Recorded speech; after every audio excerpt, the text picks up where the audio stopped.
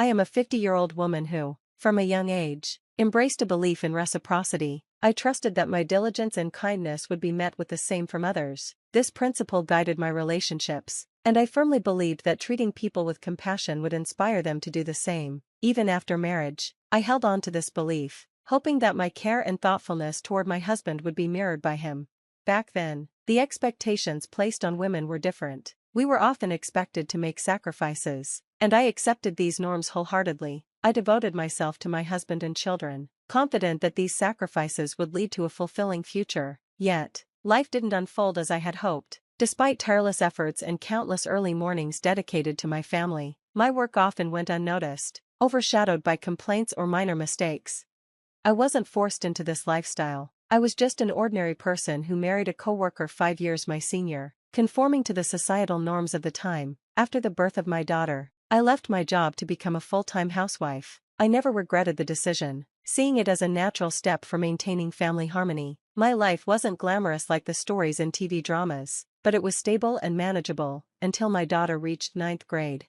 That was when tragedy struck. My mother passed away suddenly from a heart attack. Amid my grief, I discovered my husband's affair. While I mourned, he found solace in someone else, growing distant and eventually demanding a divorce. In those days, divorce was heavily stigmatized. Despite his cold and irresponsible behavior, I hesitated to consider separation. Looking back, I realize how naive I was. Yet, with a daughter witnessing our crumbling marriage, I felt trapped.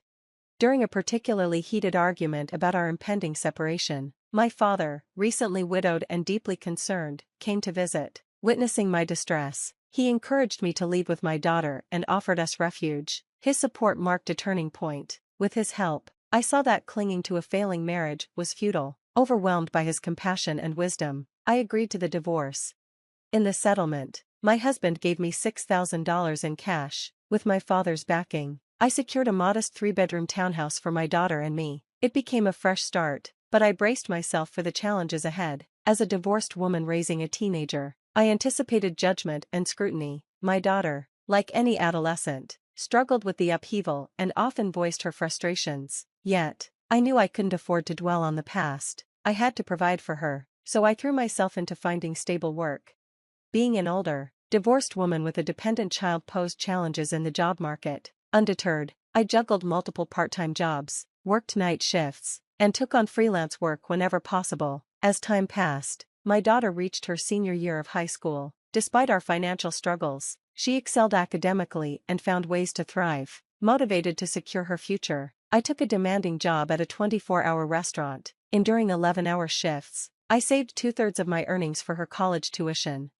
Throughout, I faced judgment and gossip, particularly from married men who assumed I was vulnerable, but I persevered for my daughter's sake. The sacrifices were many, but I was determined to give her opportunities one never had. She became my anchor, giving me the strength to endure life's challenges. I clung to the hope that one day, we'd look back on these hardships with pride in our resilience. A year later, my daughter's outstanding academic performance earned her admission to Harvard University. That moment brought immense joy and validation, making all our struggles feel worthwhile. As she embarked on her college journey, I reflected on everything we had endured and felt a deep sense of fulfillment, knowing we had triumphed together. I felt a profound mix of pride and relief knowing that our shared sacrifices had led to such a promising new chapter in my daughter's life. Although I had managed to provide her with an education and a stable home, the emptiness left by her absence was palpable. We kept in touch regularly through phone calls, and during the initial months of her newfound independence, our relationship deepened. Her continued affection and connection were a comfort to me, and I treasured the growth in our bond despite the challenges we had faced. When my daughter graduated from college without financial burdens, a dream we had tirelessly worked toward, I felt an immense sense of accomplishment. I had hoped we might live together again, but to my surprise, she secured a job at a defense corporation and chose to live independently. To support her decision, I took out a bank loan and helped with the down payment for a condo near her workplace. As I aged and adopted a simpler lifestyle, my daughter blossomed into a stylish and confident career woman. Seeing her thrive brought me immeasurable joy, reinforcing the value of my sacrifices. In her success, I found great satisfaction, feeling the truth in the saying that people often forget their own needs in moments of joy.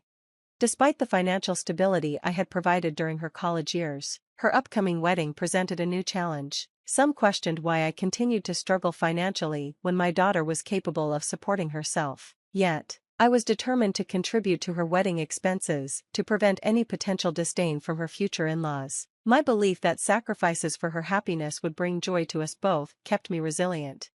As she entered the dating world, I noticed a growing distance between us. Initially, the change hurt, but I came to understand that her adult life and relationships rightfully took precedence. I waited patiently, hoping she would mature and reconnect with me, realizing that priorities naturally shift during this phase of life. On her 28th birthday, however, I experienced a poignant moment. I had looked forward to celebrating together, but she told me she had plans with someone named Scott and reassured me that there was no need for any special preparations. While her intent may have been to ease my burden, her casual dismissal of the day stung. Her birthday, a day so significant to me, seemed to be just another day to her. Determined to see her, even briefly, I took the day off work and made an extra effort with my appearance before heading to her office. But what I encountered there left me reeling. In the lobby, I saw my ex-husband with his new partner, people I had long hoped to avoid. How he knew to be there puzzled me. When I tried to call my daughter, she abruptly hung up, claiming she was in a meeting. Feeling bewildered, I turned around and, to my shock, saw her cheerfully calling out to her father and embracing him warmly. Her boyfriend seemed to know my ex-husband and his wife, which deepened my sense of betrayal. It felt as though everyone had conspired against me. Drained and upset, I quickly left the scene. Reflecting on that day, I wrestled with a desire to confront both my daughter and my ex-husband, but a stronger urge to retreat and protect my heart won out. Despite the turmoil, I resolved to continue loving and supporting my daughter, holding on to the hope that time would bring understanding and healing between us. I found myself unable to reach out to her. Then, unexpectedly, my daughter came to visit, announcing her engagement and handing me a wedding invitation. As I read the invitation, my heart sank. The names printed on it stunned me. Though she was my daughter, I felt an intense urge to send her away. How could she treat me merely as a guest at her wedding? Unable to hold back, I confronted her, expressing my hurt at being marginalized during such a significant event. "I'm not just a guest," I told her. "I'm your mother." My daughter apologized, her voice hesitant, explaining that she felt trapped by the circumstances. She wanted to marry Scott, but his parents scrutinized every detail about her. Her revelation left me grappling with a mix of emotions, hurt by her actions, but torn by the need to understand her position. During our conversation, she shared her fears. She worried that my status as a divorced single mother and the struggles we endured might negatively impact how Scott's family viewed her. Her confession stung deeply. I couldn't hide my frustration. I reminded her of the sacrifices I had made, the years of working tirelessly in a restaurant to fund her education, the hardships we had faced together. Her actions felt like a betrayal. Yet, despite my pain, I tried to bridge the gap between us, hoping to find common ground as she approached this life-changing decision. But then she said something that shocked me. She brushed aside our shared struggles, focusing instead on her future comfort. She revealed that her father and his new partner, the very woman who had caused the breakdown of our family, had already met her future in-laws. "The past doesn't matter," she said coldly, "only the present does." Her dismissive attitude hit me like a blow. For the first time, I harshly expressed my disappointment. In response, she retaliated with a bitterness I hadn't expected. "If you want to remove me from your life," she said, "then reimburse me for the costs of raising me." The exchange escalated quickly, her words cutting deeply. She stormed out of my home, declaring us strangers. Left alone, I stared at the wedding invitation she left behind, noticing that another name, her father's, had taken the place where mine should have been. 2 years later, I received devastating news. My father, who had chosen to live independently to avoid burdening me, had passed away. His death hit me hard, bringing with it a painful realization of my shortcomings as a daughter. A few months after his passing, I inherited the modest condo where he had lived. It became a poignant reminder of the family ties and challenges that had shaped my life. As I stood in that condo, I thought about the money I had saved for my daughter's unused wedding. A bittersweet realization dawned. I had spent so much of my life sacrificing for others, trusting that my devotion would be enough, but perhaps I had neglected myself in the process. It was time to change. I decided to start living for myself, even if it felt late in life. Reflecting on everything I had endured, I resolved to prioritize my own desires and needs before it was too late. Amid these reflections, A close friend, a real estate broker I had worked with during my restaurant years, offered a glimpse of a new path forward. I had spent most of my life sacrificing for others, trying to meet expectations and ensure those I loved were cared for. But one day, a close friend, a real estate broker I knew from my restaurant days, challenged me to consider what I truly wanted. She encouraged me to break free from societal expectations that demand women sacrifice endlessly. Her words sparked something in me, a desire to live for myself. Though I felt pangs of regret for the years lost to sacrifice, a new sense of hope began to grow. Inspired, I decided to take a leap into the real estate business. Using my savings and the proceeds from selling my late father's condo, I studied auction bidding and took a bold step. To my astonishment, I became the owner of a building in a prime location almost overnight. 8 months later, after returning from a mountain climbing adventure, I moved into the top floor of my building, transforming it into a cozy home. I felt a sense of liberation, a fresh start to a life where my happiness took center stage. One evening, as I rested from my adventures, a knock at the door interrupted my thoughts. Exhausted but curious, I opened it to find my daughter standing there. She was visibly pregnant, holding a chubby-cheeked toddler, with tears streaming down her face. Her life, she confessed, was in turmoil. Her husband had become violent and unfaithful. Now, on the verge of giving birth and needing to care for her young daughter, she sought refuge with me. Her arrival stirred a tempest of emotions. The wounds from our past, her disregard for my sacrifices, and our bitter parting, were still fresh. She admitted that beyond seeking shelter, she needed financial help. She even hinted at a claim to the money I had once set aside for her wedding and my inheritance.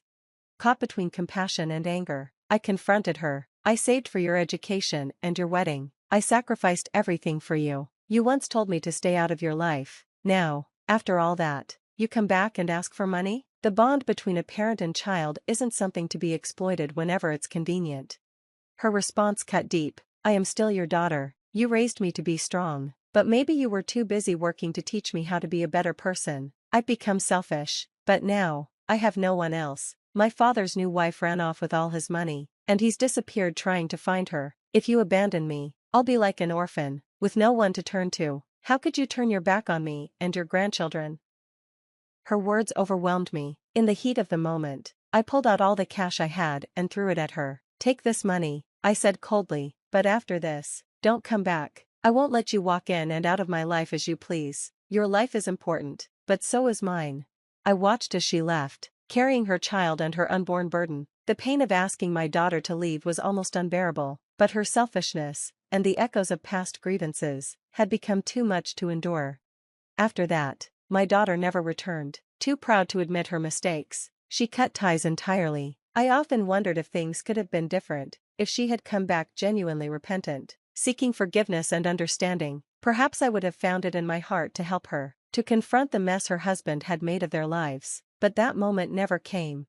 Instead, I was left to reflect on the complexities of our relationship, the pain of our separation, and the lessons I had learned. Despite everything, I couldn't help but feel disappointed. My daughter had erased me from her life to pursue a marriage that ultimately brought her misery. It left me questioning why both she and my husband had made such destructive choices, despite the sacrifices I had made for them.